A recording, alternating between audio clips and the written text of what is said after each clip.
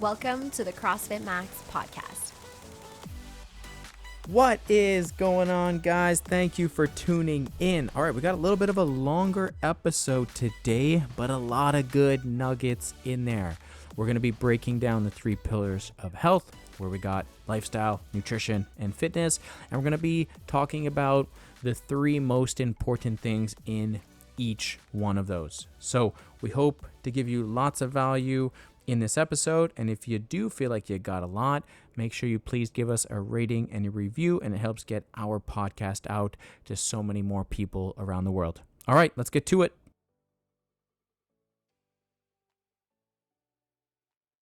Three, two, one. What is going on, everybody? Do you want to start this episode with an argument, or we'll keep that for last week? No arguments. We don't argue, love. No, I'm just right and you're wrong. Exactly. And I have to make you aware of it. Hell yeah. Every husband knows that. Hopefully our listeners know this as well, and they're having a great day out there. Well, if they've forgotten it, they're definitely not having a good day. I definitely know that Susie's having a good day because she texted me 2 hours ago saying, I miss you. So we're off to a fantastic start. Okay, now I'm like super embarrassed. I did text you back saying I miss you too. You're like, see you nether, bitch. See ya in 2 hours, you weirdo. Here we are. Why'd you put me on blast like Do that? you still miss me? No. Not even a little bit. I've actually had enough. You had a banter topic that you wanted to discuss before we get into the fun episode.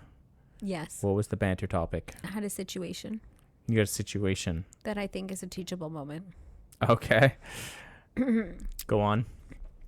Is I this will teachable moment discuss the situation. for and us? I will. No. Oh, okay. Is it like CrossFit related? Yes. In my class. Okay. I don't want it to be too obvious. I don't want to put the client on blast. Patient 0. It's because at my other job, everyone's patients, and I call them always clients, and now they're clients, and I'm calling them patients. Anyways. Gotcha. Patient 0. Patient 0. We had a tough workout this morning. Very tough. I'm going to do it this evening. Me too. 4 rounds for time. Some rowing and skiing, some thrusters, and some double unders. It's got an aggressive 12-minute time cap. You Very gotta aggressive. earn it. I got to coach. There was 10 people at my 9 a.m. class. Yeah. And I think only 4 people finished it. Alexa was fast. She did it in 10 something. I forget. Oh, she's a double under queen. Yeah. She was moving fast. And Frank was right behind her too. Frank was moving. But yeah, so only like less than half the class finished it. Okay. Anyways, aggressive time cap. Yeah. And I had a person in the class who was RXing the workout, and it was kind of maybe on the limit of their capabilities to RX the workout. And I was like, yeah, let's go for it. That's awesome. And let the challenge today be that. Sure. And, do your best and get where you get. 12 minutes is going to be quick. Nice. And then at the end of the workout, this person had almost finished 3 rounds of the 4. So not quite, like just shy of the 3rd round. And I was taking the scores down, and he was like, I don't want to give you my score. I don't want to keep this score. And I was like, no. Whoa. This is the exact time where we do want to track our score and track our progress. If we're unsatisfied with our performance or something like that, that's the perfect day to track progress. Absolutely. Would you not agree? 100%. Yeah. The days that you struggle in are the days that you're faced with lots of obstacles are the days you definitely want to be inputting your data, because those are the days that you can retest later down the line and see how much better you got. Which is exactly what I told him. I said, this is the exact moment that you're going to want to have a point of reference for in a couple of months' time when we are having a better day with the double unders and we've kind of gotten more consistent with that, and the barbell weight doesn't feel as heavy or all of those things. I said, that'll be so fun to look back on and be like, wow, on that day, I only managed to finish this much. And on this day, I absolutely smashed that score. Mm-hmm. So I felt like that was like a teachable moment, because I feel like we all have that, myself included. When you have maybe a less exciting score or a less desirable finish on a workout, you're inclined to be like, oh, you know what? Let's not track that one. I don't want to remember it. Mm-hmm. But really, like, those are the fun ones later. It's not the fun one to track today, but it's the fun one to look back on in a couple of months. And, you know, Coach B, you often reprogram certain workouts, and we see them come up, and a workout gets retested. So we could almost do exactly this workout another day and have something to compare it to. And that's really, really, really fun. So I felt like it was a teachable moment, because I think even doesn't matter how long you've been working out in the gym, sometimes we all have that sort of thought of like, oh, I don't want anyone to see my score. I'm not proud of my score, so I don't feel like posting it. But like, those are the days that you should be tracking. Hell yeah. Yeah, I mean, we have this famous saying of like leaving your ego at the door. That means the good workouts, the bad workouts, the ones that you struggled in the most, the ones that you excelled in the most. Right. You plug in, no matter what, that score, whether you RX, whether you scaled it, whether you ultra scaled it, whether you went RX and it was too much for you and you got time capped, or you don't feel like your score was, I don't know, up to your own standard, you plug that shit in. That's what leaving your ego at the door is all about. And then you learn from it. You learn from that, and you go into a deep, dark place in that workout.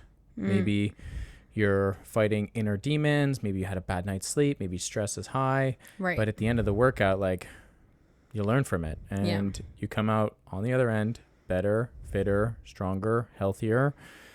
And then you let that fuel you. You let that moment of, I got stuck on double unders, or that barbell just crushed me, or my heart rate jacked up and I didn't pace myself well enough. And you let that anger towards yourself or towards your performance fuel you, so that when you go train next time, you have a little bit of extra motivation, because you don't want to feel like that, or you don't want to have that same thing happen again. Absolutely. So I don't fault this person at all. We all have at all. I've had those days. I've had those days personally many times.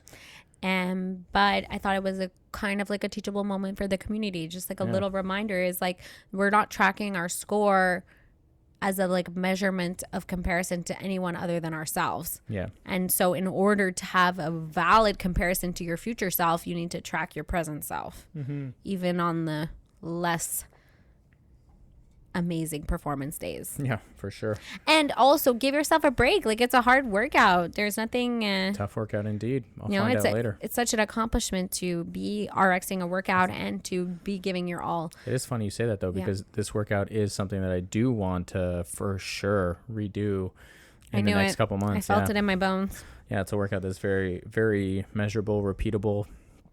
And like I said, I knew that it was a very aggressive time cap.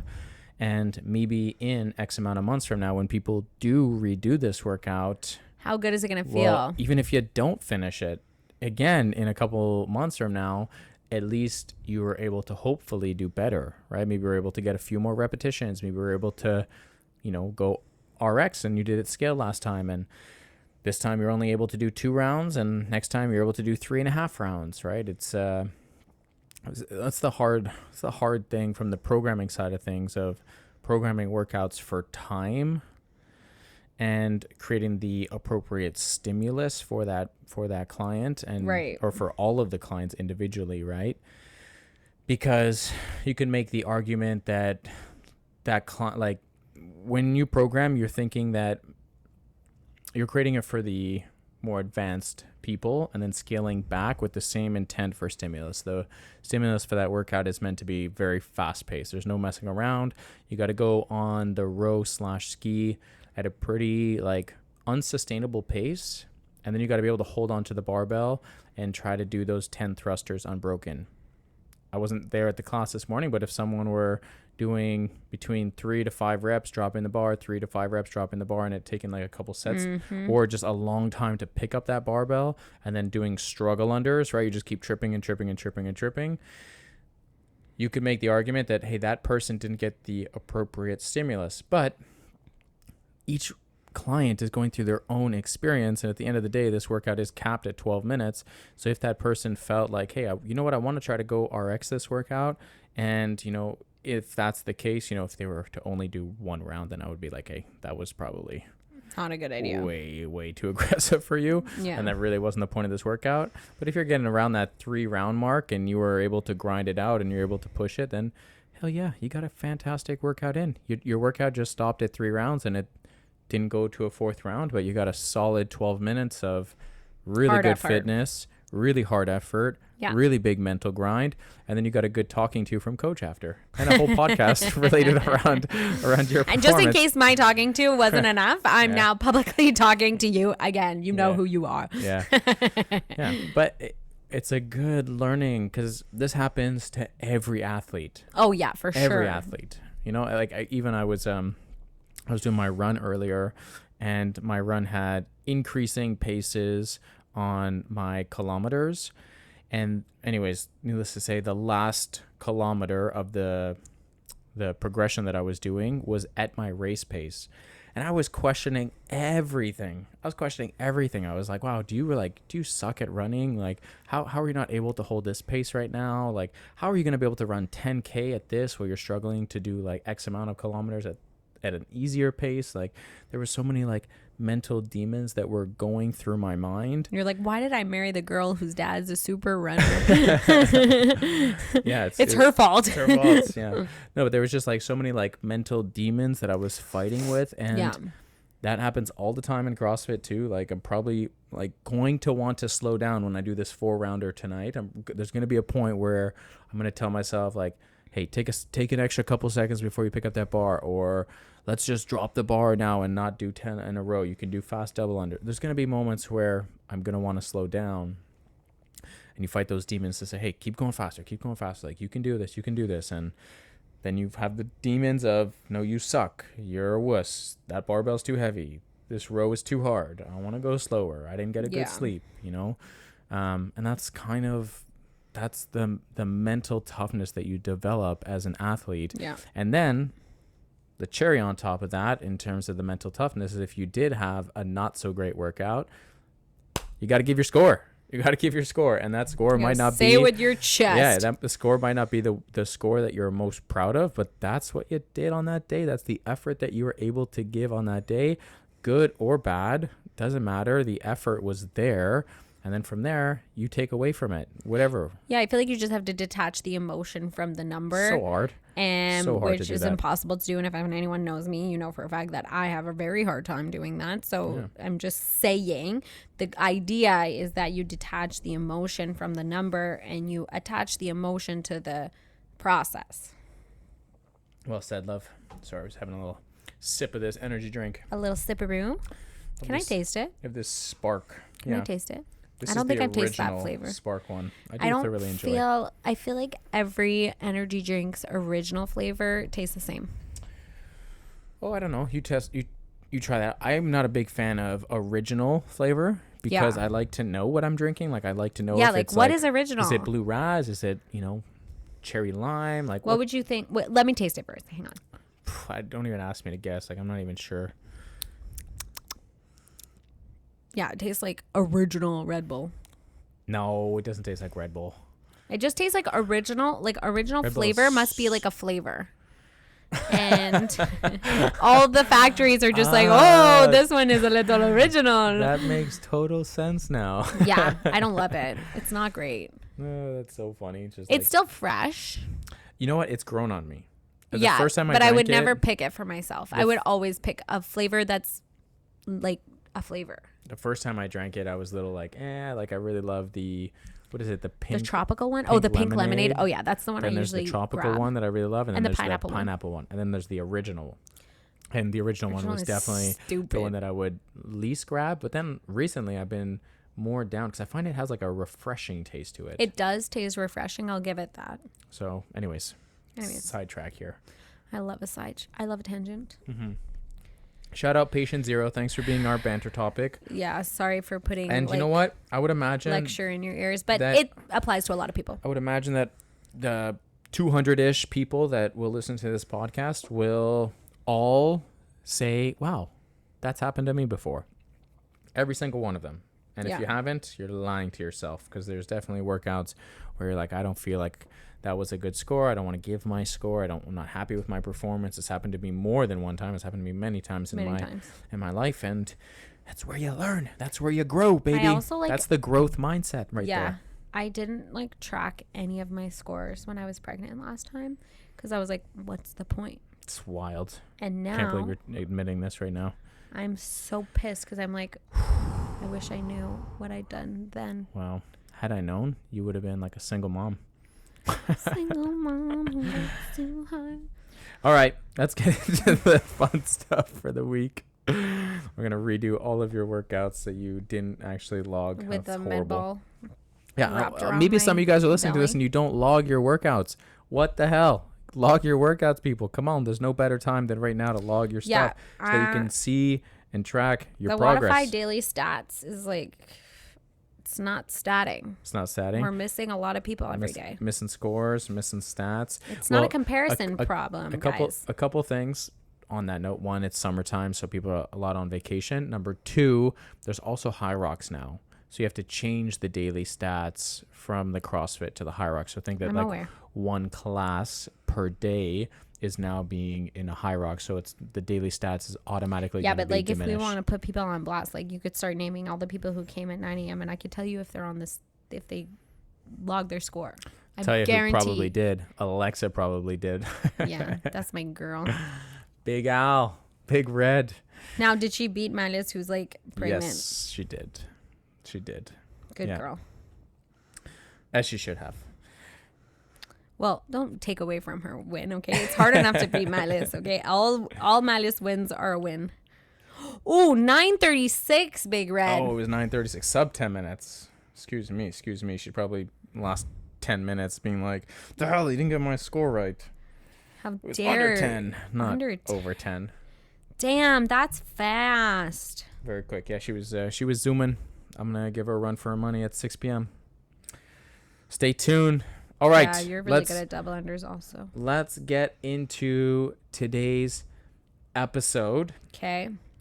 Where we are going to discuss the kind of the three main, how do I want to say this? The three main things I would focus Priorities. on in our three pillars of health.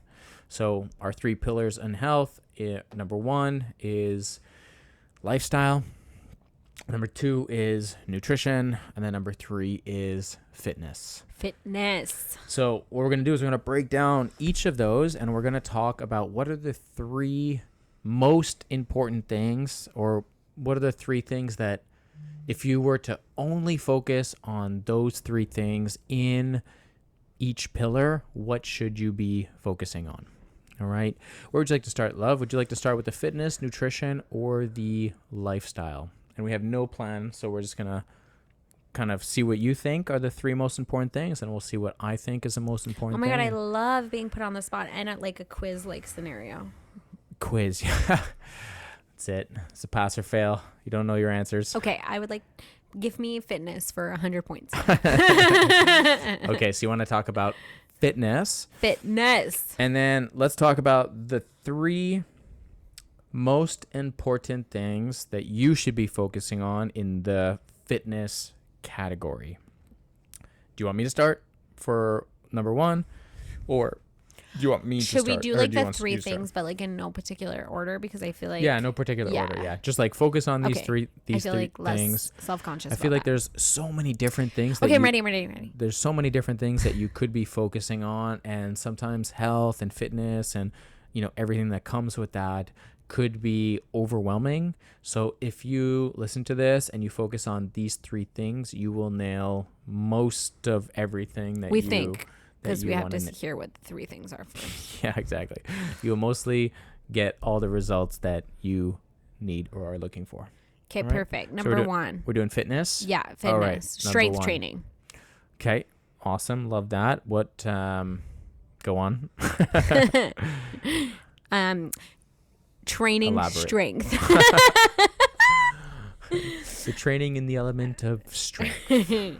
Putting an emphasis on fitness surrounded by strength. No, Nice. lifting weights, resisting, Love that. creating muscle, building muscle. Yeah, that's what strength training is. Okay. Awesome. So you would say that that's one. I think that's really important for longevity. Yeah, for sure. So like I want to peel it back a little bit. I would call it like resistance training. So not just like lift. I think weightlifting is one of the most maybe fun and potent ways that we can resistance train, right? We can really load up a barbell. We can really lift heavy dumbbells, right? Correct, really get a good strength adaptation. But that's not to say that, doing a strict pull-up or a strict handstand push-up doesn't also enter the category of resistance training or band training and things like that. Medicine ball, or I guess that's technically a weight, but so resistance training. Resistance training is definitely number one. Like I said, it is one of the most potent ways to stimulate the muscle, right? And in order for us to be as functional, as independent, in order for us to have, a really good functioning metabolism as well, and heart health and brain health, and really just an overall healthy body, you should be doing resistance training. And to look shredded, honestly. There's the element of aesthetics, right? So actually looking really good and building the body that you would like to see when you look in the mirror, right? So for sure, like resistance training should be up there for one of the three things you should be focusing on. Okay. I will add mine in there. So we agree on that as being one of them, and you can let me know if you agree with the second one. I would say signing up to something and showing up is probably the most important thing that you could do. Elaborate. Hence, getting a membership at CrossFit Max. Yes. And showing up to the gym at least 3 days per week. Yeah, for sure. Getting a membership and not showing up doesn't really... doesn't count. No. Unfortunately. But like I tell all new people when they first start, and this is a good reminder for anyone who's intermediate or advanced, that when you walk through our doors, you've already won the workout. Whether you're going to be doing any sort of resistance training, or you're doing a high rocks workout, or you're doing an aerobic session, it doesn't really matter what happens, because we already know and we already believe in our program here, and most gyms also probably believe in their program. That's the funniest statement you've ever seen. But I believe that if you were to strength train and show up to the gym here minimum three times per week, you will check off the boxes, and the resistance training, the aerobic training, whatever the heck training is going on in that day will already be taken care of, because you have entered the building. You got to get in the building first. So to me, if there was one thing that I would put as the most important priority, and I wouldn't just say for the fitness category, I would say for the health category, is showing up to the gym 3 times per week minimum. Okay. Do you have anything to elaborate on that? No, I like it. I feel like it could also be like applied as, signing up for like an event and having something to work towards. I feel like that sort of fits, like signing up for, because you said signing up for something and showing up. Yeah. So I feel like you could sign up for a race too, and then you got to show up and run the race. You show up and do the training. Yeah. Fits under the umbrella of what you just said. Yeah, it does. Yeah, for sure. I think that'll definitely give you a little bit of motivation to train a little harder, to show up on days that you're not feeling motivated and things like that. But I would just say showing up to the gym 3 times per week, that is, in my opinion, the most important thing that you could ever do for your health. Yeah, and like, let's be real. Period. Like 4 times would be way better. 4 times is better. I always say if you want to be good at something, you got to do it more than you're not. So if you're training 3 days in the week, that means you're not training for 4 days. So you're going to be better at not training. We don't want that. Exactly. So 3 days is the minimum. I mean, if you really are ultra consistent with 3 days per week, and that's just based on your lifestyle, it's a good point. It hits the bare minimum for health. If you're under that, you have to get up to 3 times. If you're over that, you're crushing it. Beauty. Beauty. Do you want to take a tackle at number 3? Tracking your result. I'm kidding. Well, it's not a bad one. No, I mean, there's so many different ones that you could focus on. If you had to do like an overarching 3 things you should absolutely focus on. Well, we said some form of resistance training. Yeah. Showing up and working out minimum 3 times per week. Mm-hmm. Do we go like some sort of aerobic training? Yeah. That could be your third thing. That could be one. Cause do you want to go into it? Why you think that would be your third thing that you would recommend being?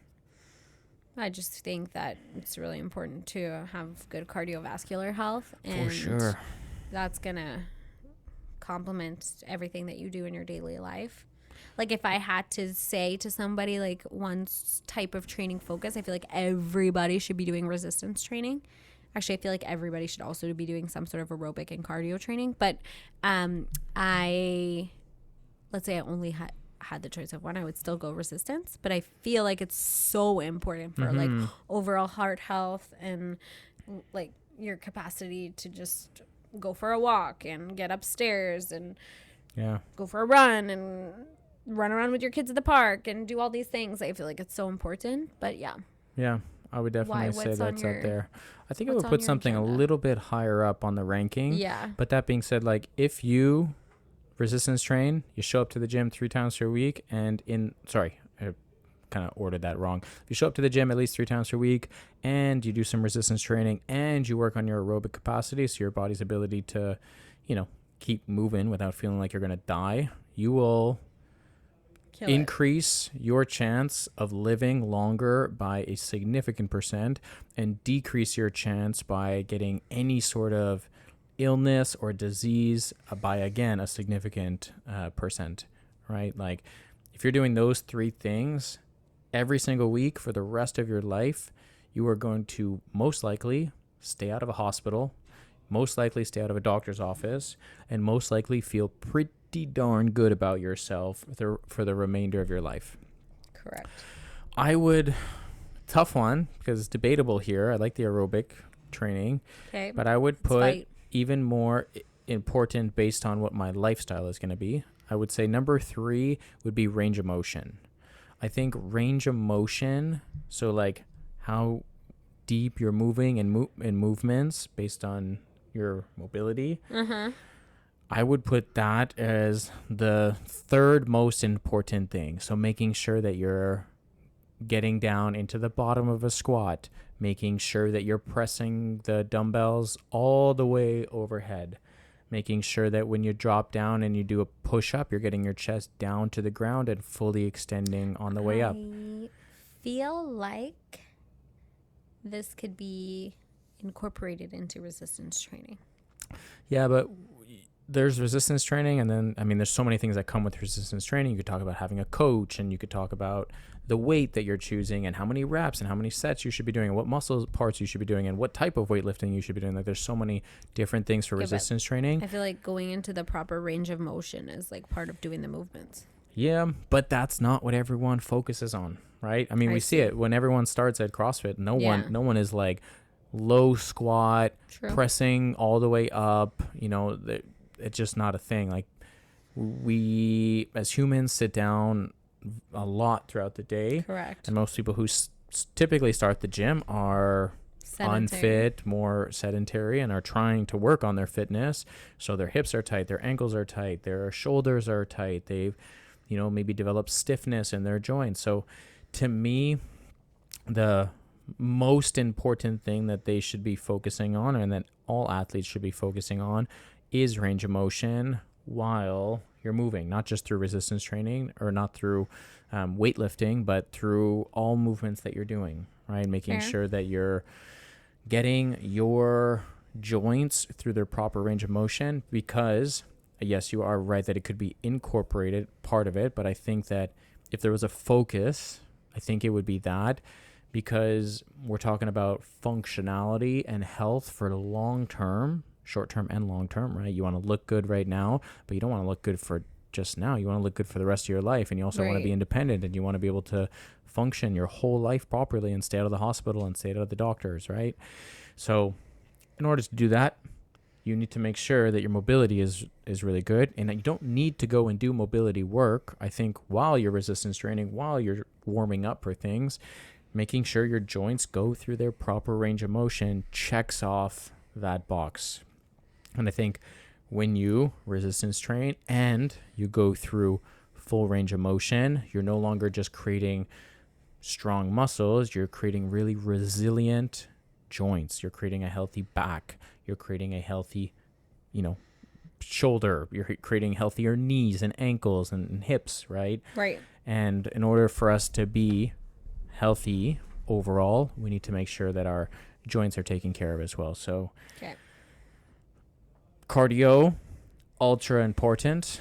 Aerobic training is definitely important, but if there was something that I would tell people they should 100% focus on for the longevity side of things, I think showing up to the gym 3 times per week, you do that, you're good. You do some sort of resistance training 3 times per week, you're ultra good. And then if you focus on proper range of motion, doing a proper lunge, getting all the way down, getting, proper barbell press overhead or push-ups all the way down to the ground, squat nice and low, then you're going to be good for the remainder of your life. Beautiful. I accept. You accept? The debate is over then. I was kidding. Okay, so on to the next one. That's in the fitness category. What do you want to go next? You want to go nutrition or lifestyle? Nutrition. You want to do nutrition? Okay, nutrition might be relatively simple, but let's see if we're on the same focus. Who wants to go first? Did you go first? It's because I went first last time, so then I had to do 2 out of the 3. Oh, so I go first you have to go this time. And then I do the third one? Yeah, so like you go 1, I go 2, you go 3, so that I only have to do 1 in the nutrition category because that's kind of your thing. Okay, this one is going to... No, I disagree. Actually, wrong. You know what? I take it back. This one might not be easy because there's so many different things that you could focus on. Don't overcomplicate it. You're giving them anxiety. On the nutrition side. But this is my number 1 right here. You even said what you were going to say. I know, I said it. Darn it. Oh, you had a Freudian slip. A what? A Freudian slip. Oh, is that where I'm thinking ahead and the like word when came out? When you think about something and then you accidentally say the wrong thing, like if someone has like massive tits and you're talking to them and you say like you have beautiful tits, I mean eyes, that's a Freudian slip. Like you were thinking about the tits and you accidentally said that. So you were thinking about the whole whatever you were gonna say. Yeah, what a comparison there. Everyone knows that was a good comparison. That was a great comparison. That was an easy way to learn what a Freudian slip is. Man, that would be so awkward if you ever said that to someone. Jesus. Okay, my number one thing.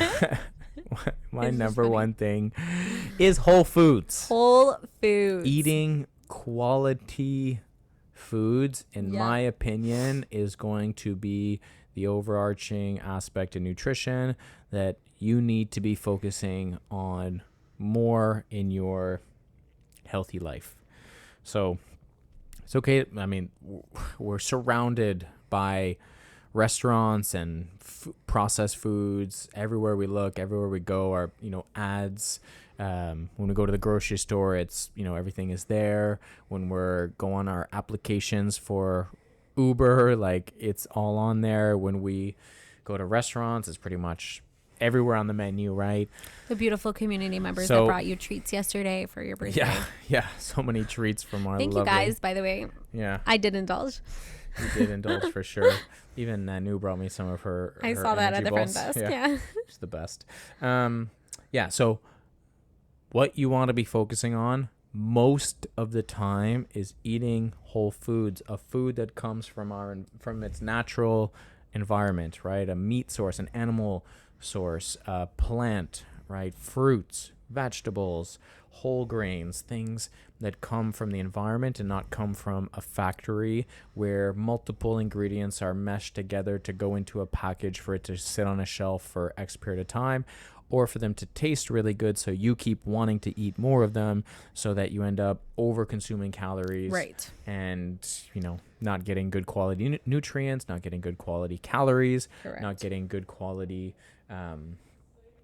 satiety, right? So whatever those processed foods give ya, we gotta start slowly minimizing them and enjoy them on treatier times of the week.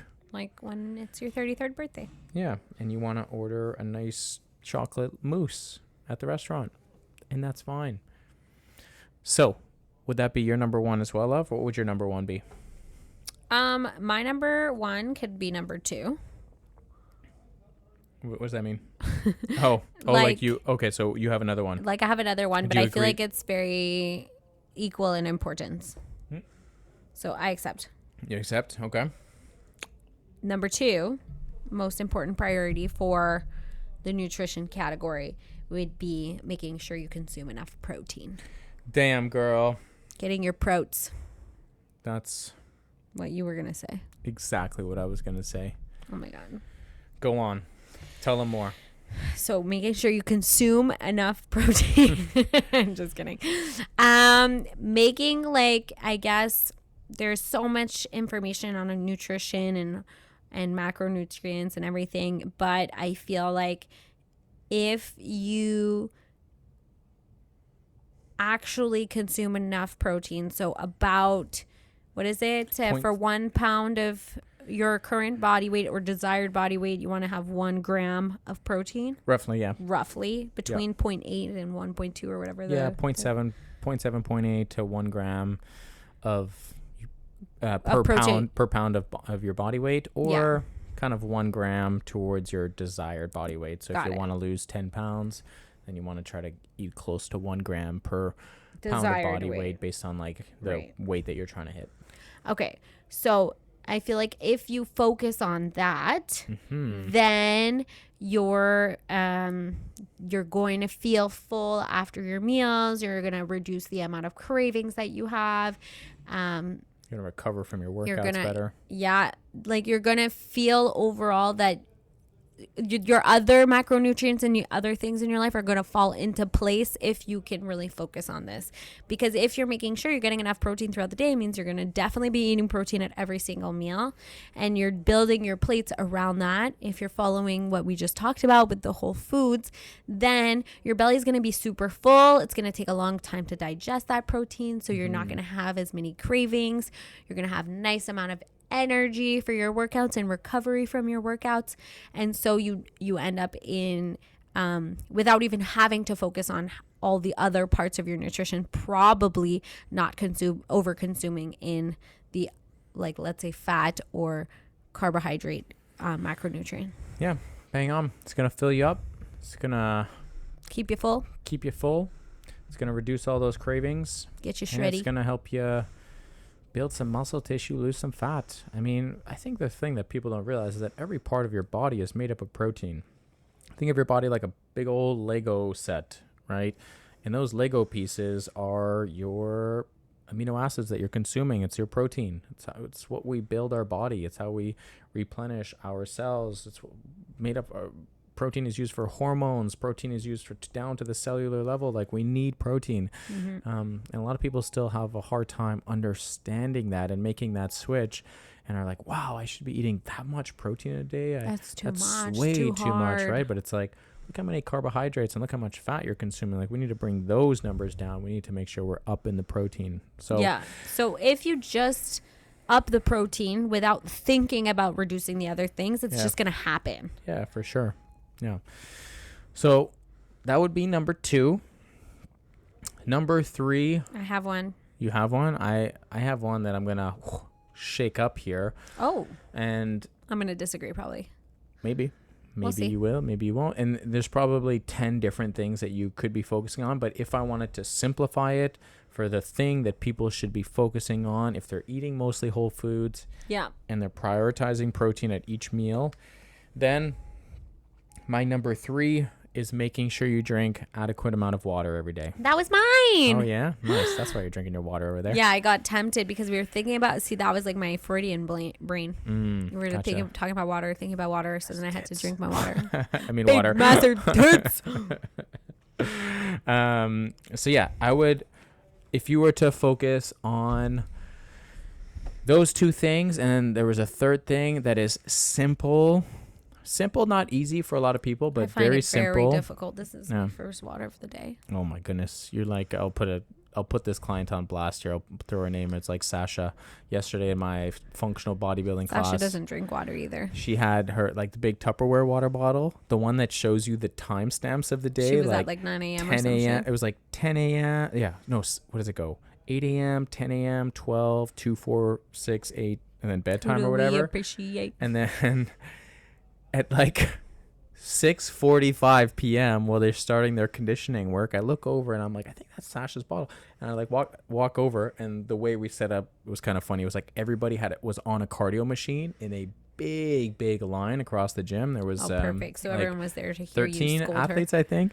And then I go to Sasha. I was like, Sasha, is this your bottle? She's like, yeah. And I was like, this thing still says 10 a.m. on it. Like, what are we doing? She's like, I know. And I was like, all right, we're restructuring your workout. Instead of hopping on a cardio machine, you have to just chug water. But yeah, so you want to be drinking a lot of water, folks. Like I talked about, your body being built of protein. Your body is also made of 60 to 70% water. And typically, I mean, most people aren't like really ultra dehydrated, right, where we need to seek like medical help or assistance, but most of us are under. Your pee's too yellow, okay, guys? Yeah, most of us are under consuming water throughout our day, and we need to bump that up. So I mean, if you really just wanted a rough idea of where you should be drinking almost 2 liters of water a day. You know, that can kind of fluctuate based on your weight, based on how much you sweat as well. But typically 1.5 to 2 liters of water is a pretty good starting point for most people. Or what you could do is you can take your body weight in pounds, cut that in half, and that's how many ounces of water you should be drinking. So if you're, 200 pounds, you should be drinking about 100 ounces of water every single day. If you want to make it fun, just drink them out of a shot glass, That's it. That's where our brain is going. Follow me for more tips. So whole foods, mostly whole foods. So just, it doesn't have to be perfect, but just try to slowly work on eating foods like meat and fish and, some dairy products and maybe eggs and a bunch of vegetables. And did I say fruit? So try to eat more whole foods every meal. Try to build your plate around a protein source. And then also just carry a big ass water with you, or at least carry a bottle of water where you're going to at least fill it up throughout the day. And actually drink from it. And drink it, yes. And my question, which I know the answer to, it was just relevant to what you were saying earlier, which I feel like people often ask this question when it comes to whole foods, is does things like Greek yogurt and cottage cheese and whatever, those are packaged, do they count as whole foods? Yeah, they definitely count as whole foods. There's certain exceptions. Well, not exceptions, just they're minimally processed packaged foods. Yeah. Like eggs are in a package, right? And they have a nutrition label, but they're very much like a whole food, right? Like cottage cheese is very minimally processed. Milk starts to become a little bit more processed. Greek yogurt, if you get plain Greek yogurt, it's also minimally processed. So yeah, those are kind of the exceptions for the dairy side of things. Cottage cheese. Oh, and whey protein as well. All right, if you want to get a healthy source of protein powder, dose of get a nice whey isolate protein, and that'll do the trick. Yeah. Fantastic. Just so we're clear, I knew the answer to that. I was just trying to. Obviously, it did. I know everything. Let's go into the third and final category, which is lifestyle. So many different directions in this one. Lifestyle of the rich and famous. Where do you want to take it, love? Number one is. I don't know if this is I feel like this is just something that applies to everything, actually. Well, anyways, we could talk about it. We can unpack it. I would say just being consistent. Go on. Does it, I don't know if this fits in lifestyle or just is a general principle for everything, though. But I was thinking, in terms of being consistent with being healthy, applying it and following through with it. So whatever we talked about, signing up for workouts and eating whole foods and all of these other things. Like the mindset of being healthy? Is that what we're talking about? Yeah. But I'm like, maybe I don't know if consistent's not the right word, but like really like the mindset of believing that you can be healthy and that you are healthy. In order to do that, this is not like, hey, I'm going to sign up to the gym for this month and then we'll see what happens when work gets busy, or like I'm going to eat healthy just this week or the diet starts on Monday or things like that. It's like you have to really your like, identity. Yeah, exactly. You really have to switch up your identity to be like, I am a healthy person. All right. In order to be a healthy person, you have to start taking the actions, behaving in a way that a healthy person behaves. Yeah. And it's not like a temporary thing. It's just who you are. Like I am someone who works out minimum 4 days a week. Yeah. I don't have to think about working out 4 days a week. It's just who I am. I don't know if that's like an actionable thing though for this episode though, because not like we can tell people just like. That's why I'm like, just okay, be. Scratch it. Okay, scratch that. But I think it applies to a broad concept of health. But I have another one. Yeah. That's lifestyle related. And like I would say that like takes time for people.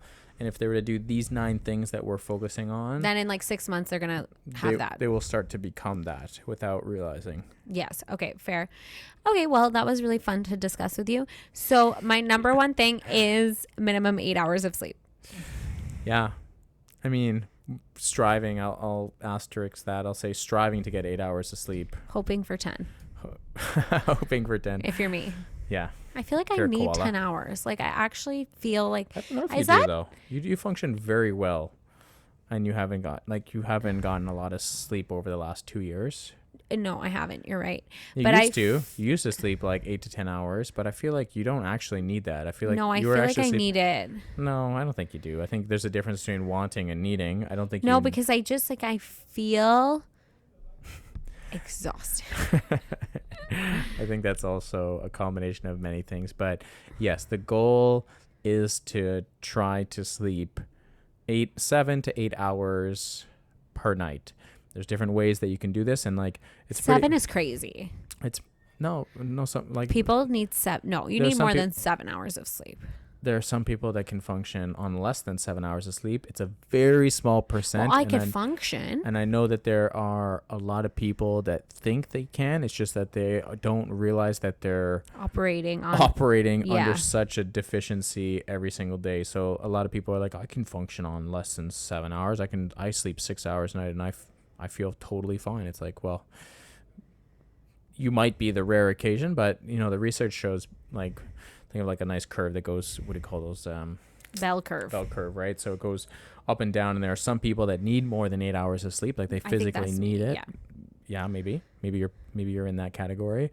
And then there's some people that need like a lot more than that, and then there are some people that could go for 6 to 7 hours, and there's some people that could even go less than that. But it's a very, very small percentage. Like most people, and that's why we say 8 hours is the kind of the sweet spot, because that's kind of where most people fit in that category. 7 to 9 hours is really the goal. But getting good there are things that like you can improve on to get better sleep. So if you're listening to this and you're like, I just suck at sleeping, right? And I'm working with a few individual clients right now that this is one of the things that we're going to start working on in their program in the next couple weeks.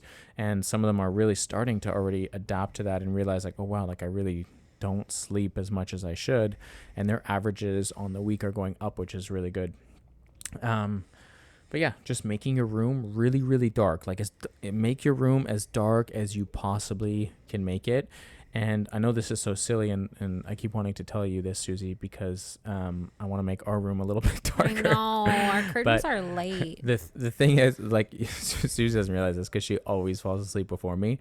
But many times when I enter the room, we have like 2 curtains, and because we have 2 windows. Did you just bring me on here to like blast have a bone picked today? No. We have 2 windows in our bedroom. Yes. Right, so like, but they don't. Hopefully. So we have 2 windows in our bedroom. They're relatively like big floor to windows. ceiling. Yeah, and like even the tiniest, like Susie will bring, and there's a wall in between those 2 windows, like maybe 2 feet. Would you say? If you have a problem with how I close the curtains, you should have brought No, but this I'm just to my saying, like attention elsewhere. this is something that people can realize. But when the curtain is closed right up until the end of the window versus going across the wall, it makes it significantly darker in the room. And I think that there's a lot of people that don't realize that darkness really has a big effect on your melatonin and like being able to stay in deeper parts of sleep throughout the nighttime. So those little things, like Susie will go to bed and then I'll close the curtain literally 6 more inches and it makes the room so much darker, and it does have such a big effect on your sleep. And some people will be like, oh yeah, but I have like this like little light on over here. I'm like, why? Are you want to know something nervous? Crazy? Are you scared of the dark? 'Cause maybe that's a valid excuse to have that little light on, but if not, you want to know something crazy about me? What? You're gonna freak out. Oh no. All of high school, Did you sleep with a light on? fully on. Wait, like bedroom light on? Ceiling light on That's weird. all night. I didn't want to turn the light off. Like your parents at 2:00 in the morning were like, why is Susie's... No, my parents were sleeping in their room with the lights off at that time. Yeah. Did we go turn them on?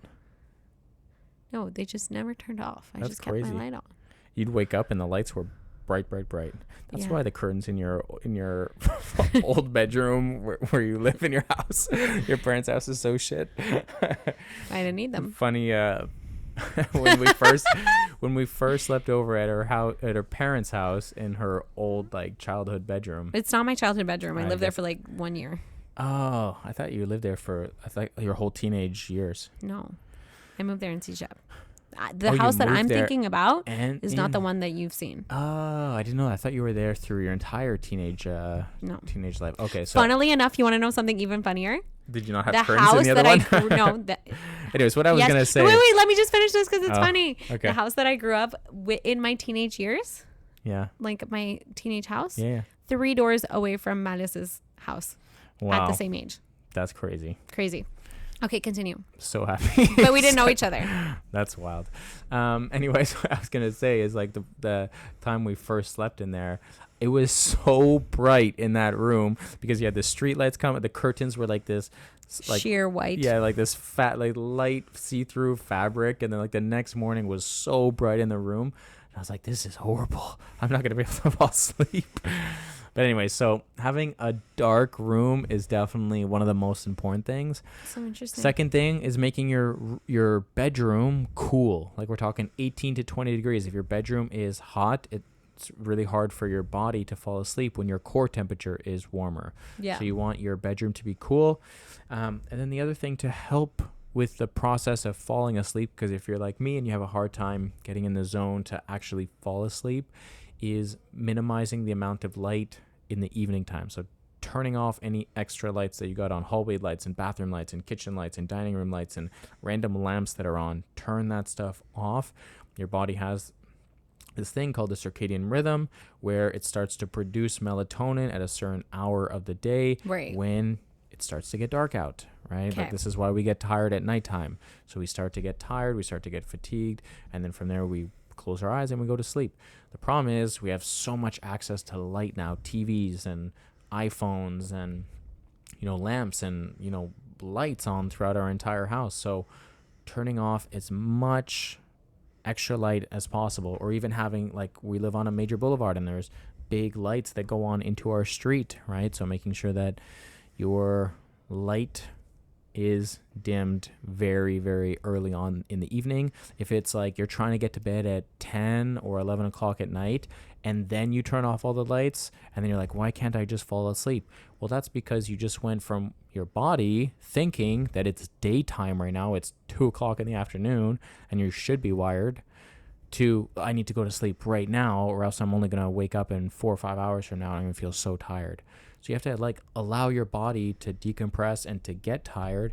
And in order to get tired, you have to turn down the lights. You have to have a cool room as well. Got it. So those are things that can help. Teenage me Number failing at that one. Number one. Number two for the lifestyle, and this is why I took the aerobic training out, is making sure that you're getting daily steps in. And that's getting between 7,000 to 10,000 steps every single day. So that could be based on your job, whether you're moving around a lot, whether you're, maybe a stay-at-home parent and you're doing all the groceries and all the cleaning and stuff, and you just, you're playing with your kids and you're getting all these steps in. That's awesome. But unfortunately, like most people, if you have a sedentary job, if you're sitting down a lot, if you're sitting at a desk, you're sitting working for a company, or you're running your own ship and you're at your desk all day making sales calls and working on Excel sheets and things like that, you got to get up and you got to move. You got to go for walks. You got to park further and, That's take those extra underrated steps. Hack. Yeah, you got to get extra steps in. And you finish your lunch. Don't finish your lunch and then sit on your phone and watch, reels for 15, 20 minutes. Get outside, go for a 10, 15-minute walk, get a couple thousand extra steps in there, and then go back to work. Your body needs that. You're about to sit down for another 4 hours after lunch break. You got to be moving. You got to get at least 7,000 to 10,000 steps in. And that's where the argument could be played, where it's like, what's the most important things that you should be focusing on? And for sure, like, everyone should have the aerobic capacity to be able to move their body at an elevated heart rate, whether you want to go for a jog or whether you want to do a Metcon in a gym. But if you're someone who's only getting 2,000-3,000 steps per day, and then you expect to go to the gym and do really good in a Metcon, like, that's never going to happen. You have to be able to just move your body in a lower intensity way that's going to really help burn tons of calories in the day, tons of energy. It's going to help shape your body. It's going to help you with digestion, especially if you do it after a meal as well. Like, if you eat a meal and then go for a gentle 10, 15-minute walk after that, it's going to help improve your digestive system, and improve your bloating, all those things, help deliver the nutrients throughout your body. So for me, 7,000 to 10,000 steps every single day is a non-negotiable. I love it. And then you're going to sleep better. You definitely will sleep a lot better. Yeah, I mean, that's definitely an element, right? If you're only moving like 2,000-3,000 steps a day and you get to the nighttime and you're like, man, I feel restless. Like, yeah, it's because your body was made to move and you haven't been moving it, right? Yep. So move it. Yeah. Like, what would you say number 3 is, love? Do you have one? Maybe we might have different ones on here. To be honest, I don't have one right now. If you have one, can you say it? I'll say this. I'll give this one as maybe something to prioritize. And everyone is at different levels or different journeys right now in their own health and fitness. Right. Some people are just getting into this. Some people have been in this for years. But for lifestyle, I would put this as maybe the number 3 most important thing that you should be doing. And that's creating an environment that is going to be supportive for you. So whether that's family members, whether that's your partner, whether that's a community of people that are going to help support you while you're in the gym and even while you're outside the gym, create an environment of people that are going to encourage you to go to the gym, that are going to be proud of you when you didn't want to go and you decided to go. They message you when you don't show up and they're like, hey, what the heck? How come you weren't at the gym today, right? Or they're texting you, hey, you showing up to the Saturday partner workout? You want to be my partner, right? Creating that environment of, people who are supportive and want you to focus on your health, I believe is one of the most important things you can do from a lifestyle perspective. I feel like that's a 10 on 10. Yeah. Yeah, I feel like, the flip side of things, if you have a partner or you have people around you who are like against it, very much against it, then it's going to be a lot of friction, a lot of like, oh, you're going to go work out? Like, you're not going to hang out with me tonight and watch this movie and eat this popcorn and chocolate and stuff? It's like, what the heck? Like, or if you have parents who are telling you like, really, you're strength training now? Like, can't you get hurt doing that? Like, if you have that environment or those people around you who are like second guessing everything and telling you shouldn't do that. I actually have a client who I'm working online with from Toronto, and he's an older gentleman, and he's just struggling because his movement is so low. Like, he's having a really hard time moving his body. And I told him, I'm like, dude, let's just Google the closest CrossFit gym to your place, and let's get you in there. And, you know, he's 64 years old. You know, we have Guy here who's 65 years old and absolutely crushing. It's such an inspiration for so many people. Even one of my clients before was saying, like, wow, I can't believe how cool Guy is. Like, he's such an awesome dude to have, you know? But yeah, he's 64 years old, this client of mine, and he's doing his very first CrossFit workout today. And I think it's going on right now, or it went on this afternoon. And even like this morning, I logged on to our message, and I see he wrote to me saying, like, hey, I spoke to like 3 people or 4 people saying that, you know, CrossFit is just such a high risk of injury and that I shouldn't be doing it. And it's like, well, dude, he's into cycling. Like, that's kind of his thing that he likes to do. He likes to go on these trips and do cycling and stuff. And I'm like, the risk of injury for CrossFit is one of the lowest out of any sports. And it's probably close to, if not lower than, the injury rate for cycling. Is that going to stop you from getting on your bike? Is that going to stop you from focusing on enjoying a bike ride with your friends or traveling to, you know, he just went to, where did he go again? Wasn't Turkey. Where'd he go? It wasn't Czech. Was it Czech Republic? I think he may have went to Czech Republic. He went to Europe somewhere. He went to Czech Republic, I believe. And he did like a whole bike tour over there, you know? Cool. So he really loves biking and cycling and stuff. And I'm like... Biking? likes biking and cycling. And yeah, it's like, just go in and try it. You know, no one's going to force you to do anything that's going to put you in a awkward position where you do something you don't want to do. They also had, they were good. They had like a one-on-one initial consultation with him where he came in, talked about his goals, understood his situation. They're going to do some private training with him to start, and this is exactly what he needs because he has like shoulder limitations, and he just needs that extra attention at the beginning, and I can't give him that extra attention. Yeah, being 6 hours away, so it's a bit of a commute. Yeah, just a little bit. Yeah. So, anyways, I love to hear that. I feel like in this situation, like, his environment is like, don't do this, like, and what's that gonna result for him? That potentially could result in him not going to do CrossFit, not building the muscle tissue that he should be developing or maintaining for the next 10 to 20 years of his life.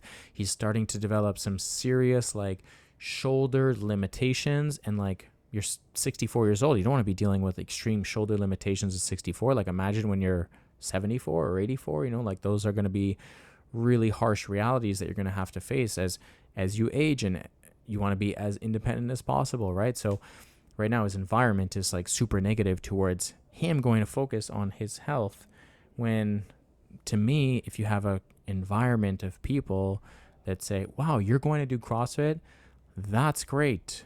Listen to your body, learn some new movements, have fun with it. Keep me updated on the journey, on how you like it, right? Those are the types of environments that you want to create and the people you want to surround yourself. And then eventually that starts to rub off on other people and be like, oh, wow, like, this person's looking really good. They're making some serious changes, those things that I was questioning. I had this a lot. Like, when I started CrossFit, so many people made fun of me for doing CrossFit, right? So many people made fun of me for doing this thing that not really many people were doing this, 13, 14 years ago. And so many people told me the exact same thing that people are saying 14 years later, like, oh, you're going to get hurt. You're going to get, it's not smart to do that. And it's like, I'm in the best shape of my life, and I'm now 33 years old, right? So anyways, create a supportive environment around you, and I think that'll really change your entire lifestyle element of health. Yeah, and I feel like, you can't control other people, but if you're positive about something and you don't accept the negative feedback, eventually the positivity will rub off. You can't control other people and be like, be supportive of me, but find people who are supportive of you, and the people who are not, just don't let them into the bubble of bursting your bubble about being excited about something. Yeah.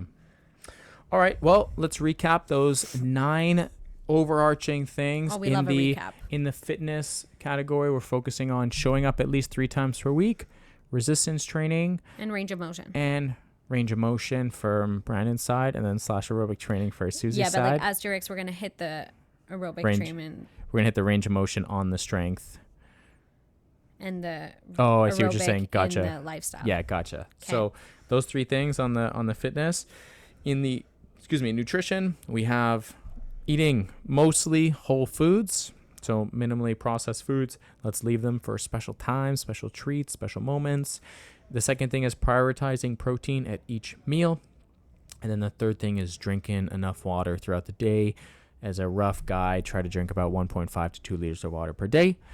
And then in the lifestyle, we talked about sleeping about 8 hours per night, getting 7 to 10,000 steps per day, and then creating a supportive environment of people who are encouraging rather than discouraging and questioning everything you're doing. Yeah, and I feel like the combination of all of the things above, if applied, will lead you to kind of what I was talking about of like creating that mindset of being a healthy individual. Yeah. All right, let's end the podcast the same way we always do with Client of the Week. Pew, pew, pew, pew, pew, pew, pew, pew, pew. This is a client who has been absolutely crushing it the last few months. They started with a gentle 2 times per week membership, and then they upgraded to a 3 times per week membership, and then just maybe 3-4 weeks ago upgraded to an unlimited membership. Ooh, we love an unlimited. They've really done a good 180 on their mindset as well. They started, with a lot of questions and really concerns about the training and like what we're going to be doing here. And sometimes she still does, which was kind of funny. I'll get into that after. But she's really brought in a fun attitude, a fun energy. And that client of the week is Anastasia. Yay, Anastasia. Anastasia is one of the recruitments from Irina. Irina is her lovely mother, and she convinced her to come try CrossFit. I think Anastasia questioned her, 50-year-old mother doing this, which, by the way, Irina is a freaking beast. Weapon. She's definitely a weapon in the gym. She's this 50-year-old Russian woman who just can suffer, and she freaking pushes so hard. It's really incredible to see her output for performance, let's say. But I think Anastasia was someone in her life who was questioning her mom doing all these things and like whether she should come. And then when she started coming, she's like, I don't know if this is the right thing for me. And now she's coming. I think she comes 4 times per week. She's loving it. She's always coming in with a smile. She's so sweet. She's really, really sweet. And the thing that I was saying before is that Alana was telling me yesterday that she coached her in the 9 a.m. and the High Rocks workout had a decent amount of running. And she was saying, like, are you sure? We're like, what are we going to do? What are we subbing running for? And Alana's like, well, no, we're going to run. And she's like, yeah, but it's like really raining outside. And I was like, yeah, it's raining. You're going to get wet. You're going to get wet. So when Anastasia and Irina came in today, she's like, hey, like, we did running in the High Rocks today. We were running in the rain. And I'm like, I know, I heard about it. So Anastasia, shout out to you for being such an awesome client. Really proud of your progressions. Out, girl. Thank you for, just being a good sport while you're here and just bringing a good smile. That's what's important. So hopefully you guys dig this episode. Send it to someone. It might help them out. Again, there's a lot of noise and there's a lot of things online, but if you really focus on those 9 things in those 3 pillars of health, you will crush your healthy lifestyle. So I hope you guys enjoyed it, and we'll catch you in the next one. See ya. Bye.